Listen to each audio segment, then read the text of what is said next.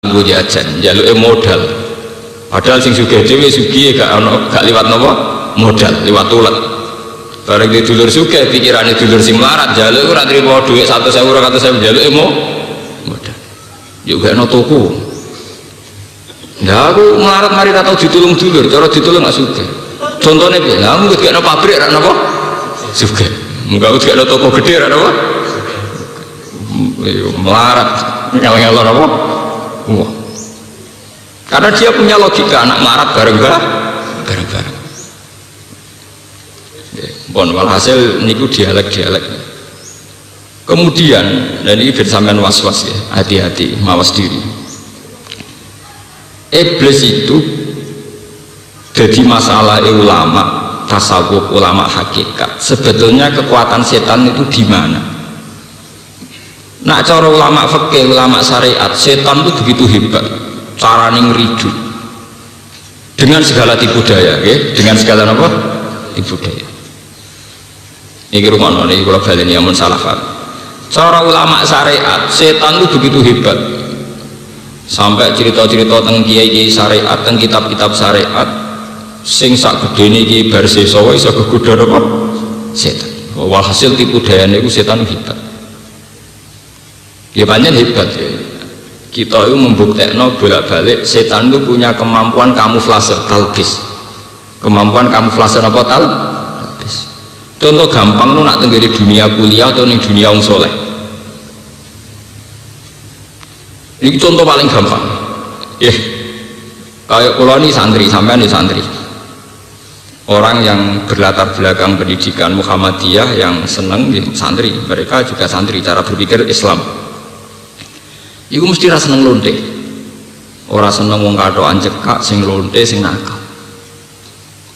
Akhirnya nak mahasiswa Islam, sing santri, cek iku NU, cek Muhammadiyah, pokoknya sing mata dasarin apa? Santri. Iku nak golek pacar kan sing jilbaban, mereka luwih napa? Islam. Dari segi milih pacar sing jilbaban iki Islami, timbang milih sing katokan cekak. Ya tapi ngerti nak Islami, kok dijak pacaran, lho pacaran Islami to ora? Paham ya? Tapi setan pinter oleh ngridu. Mau dibanding no kowe nak pacaran mbek wong katokan cekak mbek wong nakal gak Islami. Nak pacaran mbek sing jilbaban Islami. Demek-demek lonte iku gak Islami. Nak ngemek-ngemek sing jilbaban Islami. Ya iku bener setan. Jadi pertama sawangane ya oh Islami. Sawangane salihun tok salihati, paham ya? Kang solikun untuk nama kang solikun. Pacarku apik iku ya anake kiai ning kampunge. Sesuai walakane pacarku apik iku ning kampung ya anake kiai. Jare sing wedok iku ngono.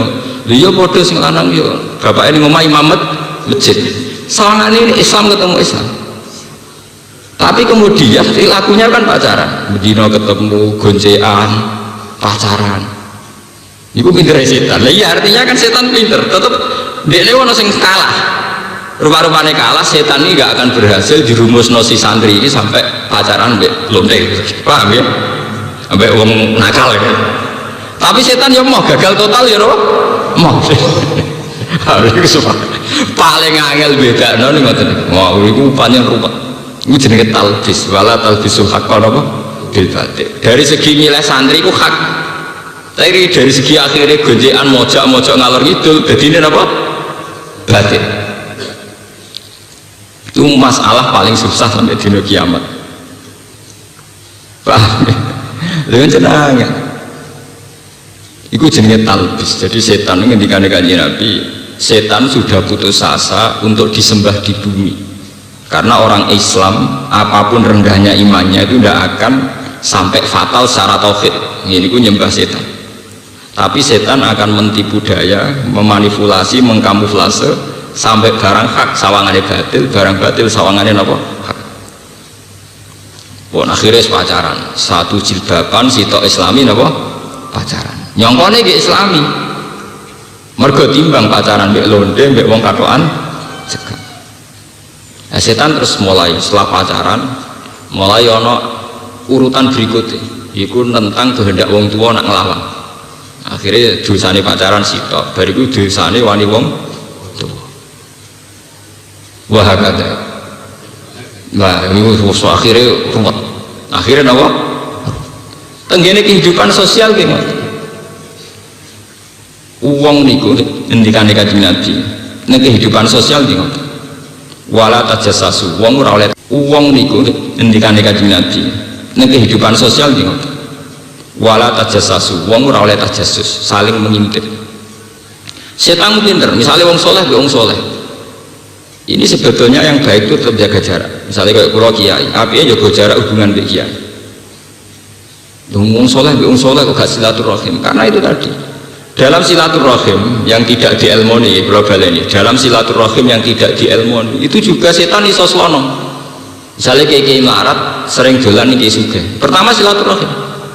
Suwe-suwe marsine kok telu, duwe akeh. Omahe mewah. Aku ngiyai puluhan tahun, mangane kangelan. Pangeran adil ta adil. Setan ya ora goblok, setan iki mboten apa? Goblok. Nah, sing sugih ke suwe-suwe curiga. Silaturahim kok keseringan, arep-arep disangoni ta?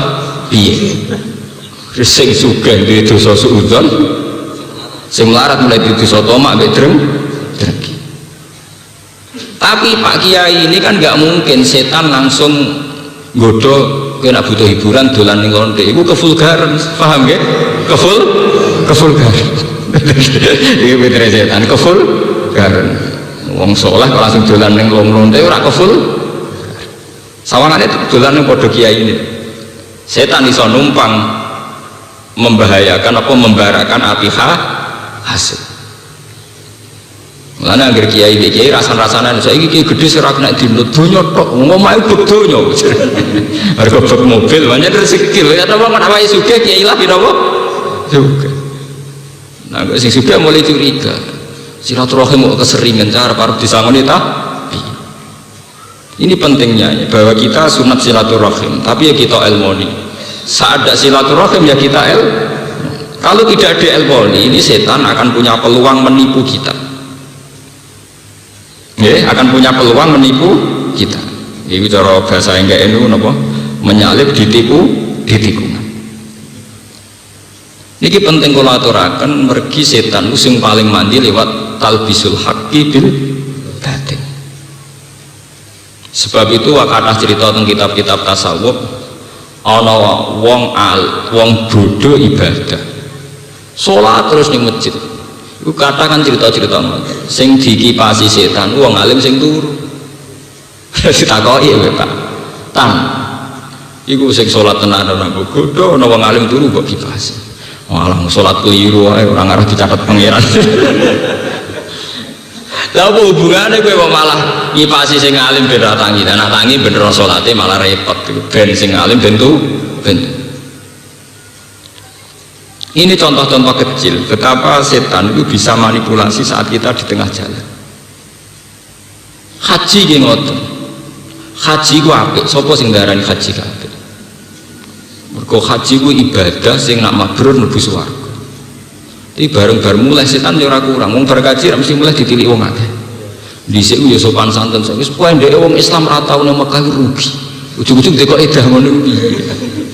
Mayoritas wong Islam ora kelar kaji. Kena omongan ngono-ngono mbok baleni nglarakno wong akeh. Gajaran kaji ra sepira wong nglarakno wong pirang. Sepelepah, pokoknya wong Islam ora tau kaji pendeke rugi. Mergo dene saiki kelar kaji. Lalu kalau baru ke Mekah lah ya atau cerita. Gus untuk cerita apa? Ya cerita anak ibadah gue apik. Lah aku di duit ibadahku umroh lagi ra di ibadah sabar. Pokoknya pada apik ya. Lah aku ngalim kan malah grudak-gruduk model awang ngebento tapi ya kanut setan aku. Itu tak kok. Lah Mekah ya Ka'bah gue ibadah. Nak sing pas ning pinggire ibadah tawaf, nak sing ado ibadah salat. Wong salat yo ora anti Ka'bah, madhepe tetep teng. Jadi sing haji be sing salat ya sami mawon. Sing haji ibadah tawaf, sing salat ibadah seneng Ka'bah lewat didadekno kiblat. Ya sama. Malah kowe nak seneng kaji dosa, arep nyaur utang sik kan Anda. Kowe wong larang. Aduk nyaur utang. Akhirnya kan setan ra iso godho, mergo sesuai standar syariat. Iku sing disebut faqihun alim napa? Tengene alalan niku faqihun alimun mutawarridu wa asaddu ala syaitani min alfi napa? Abidi. Seorang alim sing waroi iku luwih berat kanggo setan dibanding 1000 wong sing ibadah. Mergo 1000 wong ibadah orang ngerti fikih, orang ngerti ilmu agama, maksudnya fikih tidak ngerti agama, itu mudah ditelikungkan setan. Itu tadi haji wae ibarat iku melepui wong akeh, ngelarani wong akeh. Gara-gara ana wong cilik diarani pendek wong Islam ora tau orang Mekah rugi. Ujug-ujug kok edah ngono kondi. Yang akhirnya sing niliki kan ngenes. Ya Allah Gusti dosa kula napa ditakdir ra kelar ning Mekah. Mumbar kaji jemalah ngenesno wong akeh. Begitu juga sholat, akhirnya kita diridu setan lewat riya. Sedekah akhirnya malah repot. Paling berat sedekah itu diridu jadi Fir'aun, diridu jadi apa? Fir'aun. Misalnya kados sampean ngrumat yatim, mulai yatim nganti 10 tahun kelar SD SMP mbok rumah. Bareng mulai ABG mereka punya gaya hidup yang mungkin kowe gak nyaman. Pacar ra kena diatur, pola hidupnya milih sinetron ra kena diatur. Karena sudah jadi sunnatullah kalau orang puber itu pasti melawan sing angkatan lama. Gek cilik zaman mbok rumat ngundang kowe bapak sing rumat. Tapi nek wis bocah puber, mbok anake kiai, mbok anake wali, iku jenenge tetep puber. Nganggep dekne wong gaul modern, nganggep wong kuno. Jadi ora wong tuwa, isile wong kuno. Akhirnya bocah sing puber iki nak delok sinetron kok lara induk timbang delok sinetron tok ngaji kuno Pak. Paham ya? Bocah SMA ki ngoten, cilik mbok rumah, darani kuwi bapake, tapi nek wis SMA ketika debat cuma mendolaran HP wae, aduk nggo ngaji. Terus bapak iku kuno. Tapi apa yang terjadi? Kita merumat 10 tahun tak puluhan juta, kemudian setan masuk. 10 tahun tak rumat, jebule gak ngregani wong tuwa. Kowe mung ora tak rumat mati. Padahal sing nguripno ya Allah, sing maringi rezeki Allah. Memang takdirnya liwat kue, tapi kue ku ora ono apa-apane, ndak ada artinya. Itu setan. Dia tidak bisa menggagalkan orang itu senang sedekah, tapi dia bisa menggagalkan setelah sedekah diparingi di mental alman wal adza, diparingi mental seneng undat. Begitu juga ngiyai ya begitu. Misalnya kalau ngiyai, kalau ngiyai 10 tahun ikhlas, kepengen nginterno santri. Zaman awam gini nyucup sopan. Nah, sepodo pintere kan iso jadi rival. Jadi rival urusan ngalim, nak urusan ngalim ketok ya abot. Tetep agak kiai ini luwih ngalim dibanding apa? Santri. Biasanya yang politik sih mesti cepat jadi rival nih apa? Politik. Beda jago, beda par. Padahal zaman mulang 10 tahun ikhlas, sesuai tidak. Ngaji ning kene tak alim no saiki wani aku. Mergo beda napa? Jago atau beda napa? Partai.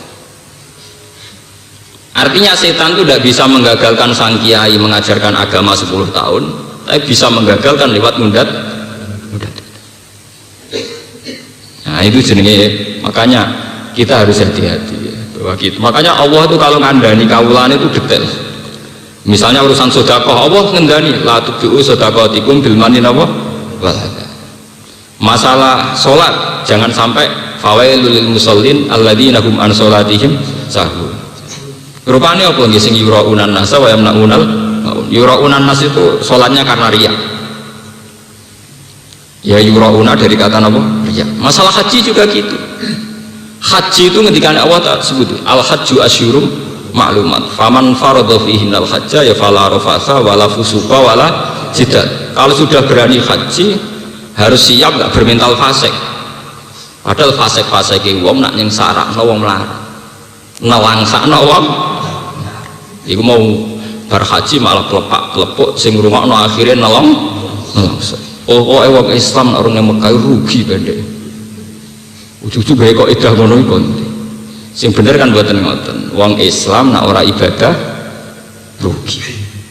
Ya, ibadah bentuknya macam-macam. Bagi yang punya uang ya haji, yang nggak punya uang ya sabar. Nggih kula tak cerita. Kula niku ditakdir duwe dhuwit nate umroh, misalnya jenengan ditakdir duwe dhuwit nate haji. Iku cara kula iku dhuwit receh, paling banter haji 30 juta, haji plus paling banter 1 juta, itu uang kecil. Kowe kelangan duit 1 juta itu lali gampang. Tapi nak kowe ditakdiri samangan dadi kaum buruh. Dadi tukang ngumbah toilet ning gone mall-mall to ning gone airport ning gone bandara. Ridho iku angel, golek mangan wis kangelan, takdire kerjane inane ra karuan ngumbah toilet dadi tukang bersih-bersih cleaning service. Umpama padha-padha ketemu pangeran. Kowe ridho jeng dhuwit 1 juta ilang. Ridho Gusti, wong kula pancen demi jenengan tak nggo haji. Gampang. Mau ning omah jek ana dhuwit 40 juta, jek di karangan sing senilai 200 juta. Nah, tapi nak misalnya sing tukang cleaning service tak kok kowe ridho sak urip-urip pun tak gawe melarat. Mangan omahe kok kerja cleaning. Iku sekali dijawab, kula ridho Gusti niku kersane jenengan. Iku mlebune swarga, iku sak luwih dhisik timbang para wong haji, bahkan timbang para wali. Karena lebih berat dengan keadaan begitu dekne ridho ning kediri Allah luwih napa? Berat. Kula nu sering sedekah 10.000, 20.000 teng tiyang. Tapi kula nu mboten nate ngrasa berat. Tetep berat sing nampa. Orang yang ditakdir bisa makan nunggu dikasih orang tentu lebih berat ketimbang kita kelangan 20.000 di duit induk 100.000. Kowe di duit induk 100.000 kelangan 20.000 ra ijek 80. Tapi kayak apa nasibnya para janda, para orang miskin sing isane mangan ngenteni dikei uang. Itu lebih apa? Ini Islam ya. Islam itu hanya mengkagumi ibadah. Tapi bentuk ibadah ora usah mbok dewak-dewakno. PPK kaji dewak-dewakno kaji. PPP ngalim dewak-dewakno ngalim. Makanya kalau dadi wong alim tugas kula hanya menyebarkan ini, menyebarkan semua bentuk napa? Ibadah. Ini perlu kula aturaken karena yang bisa melepaskan setan itu mazhab-mazhab kayak ngeten. Paham ya, mazhab-mazhab kayak ngeten itu yang bisa melemahkan apa? Setan. Karena setan tidak punya celah.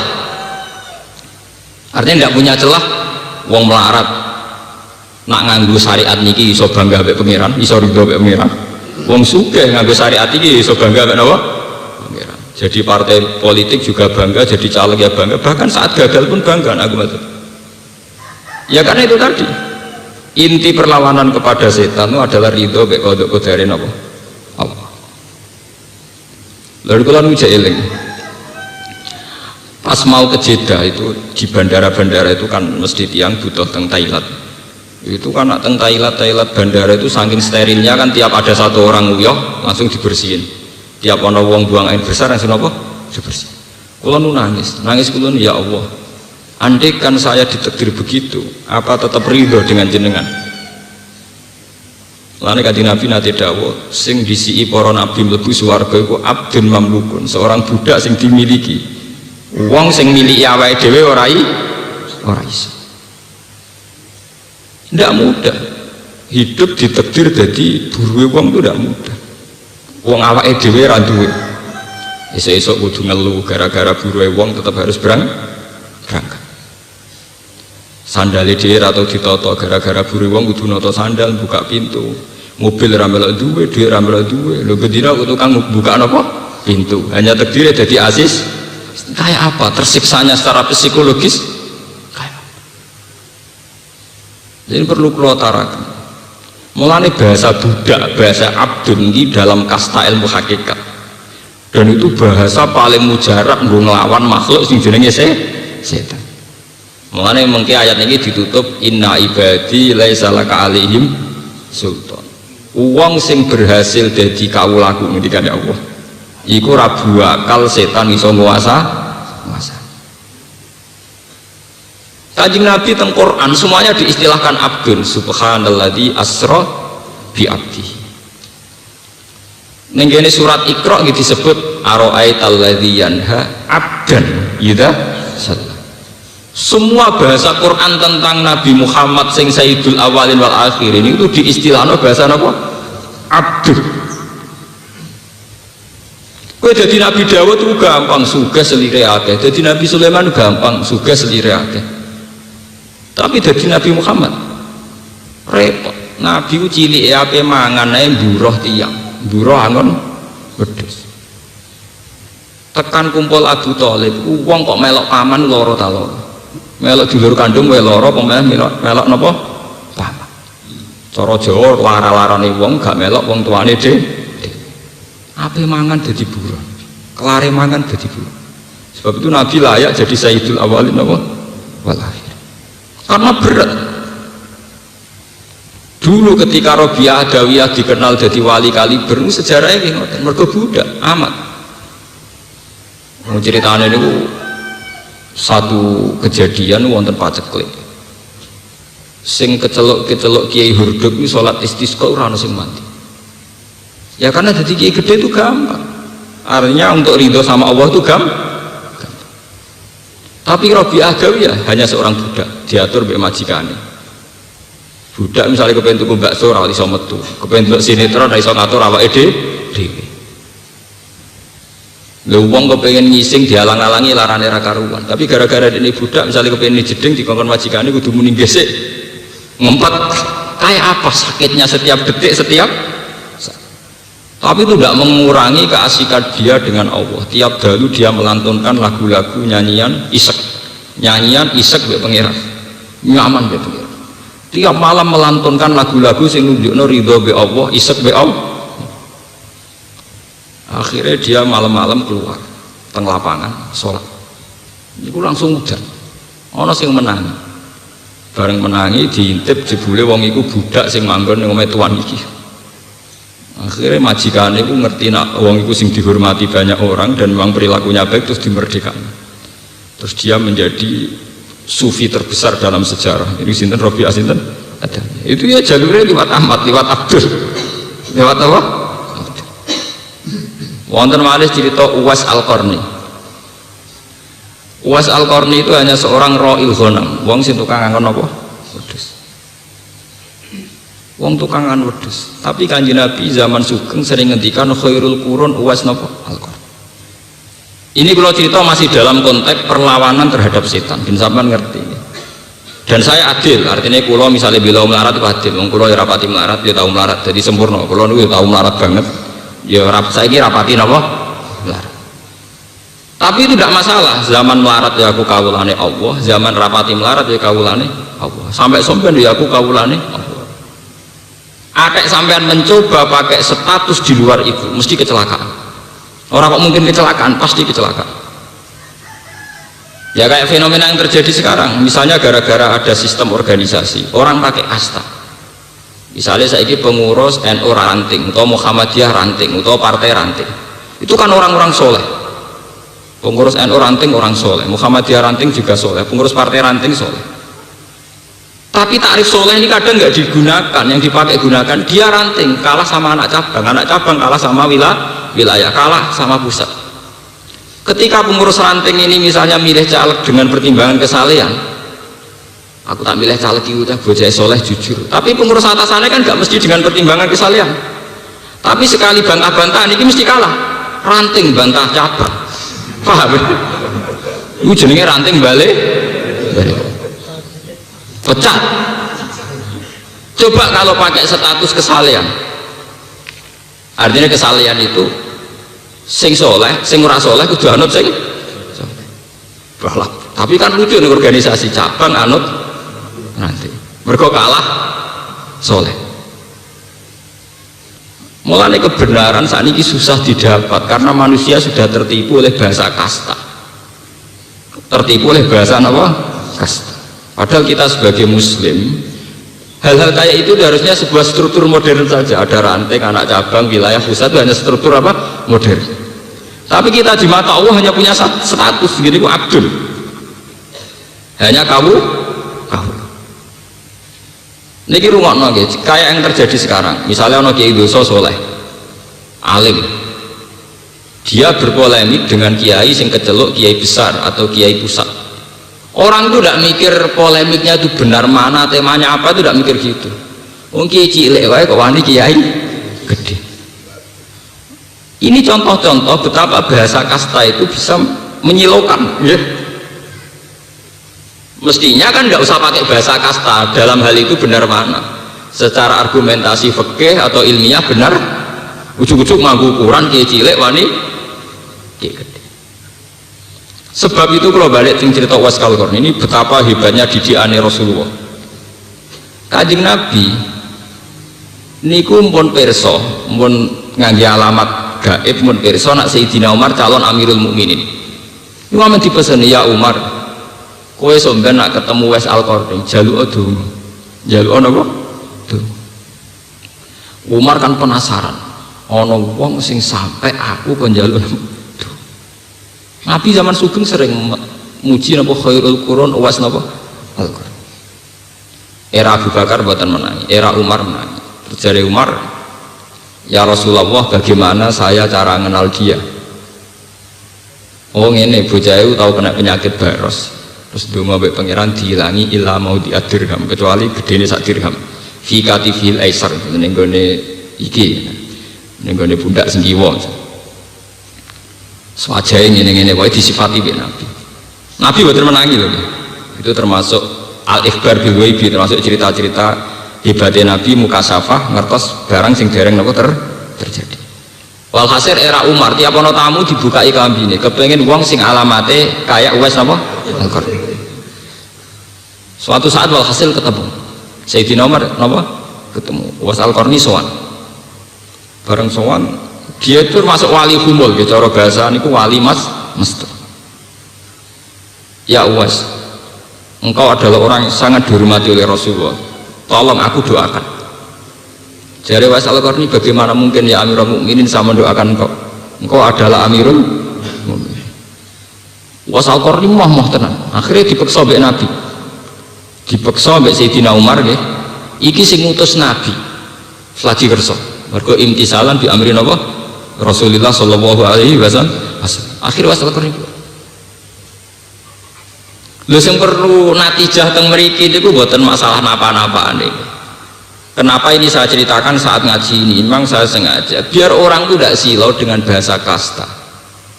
Kowe iso parek pangeran banget lewat jalur kaya Uwais Al-Qarni. Meskipun kita ya iso parek pangeran banget lewat jalur kaya Umar bin Khattab. Tapi dengan sedikit keangkuhan kita yang kita semai, maka kita hanya bayang wong soleh itu nak jadi presiden, jadi wakil presiden. Ke sekali sodakoh BLT sa Indonesia kesodakohan kabeh. Padahal mau bagi tok raweke. Paham ya?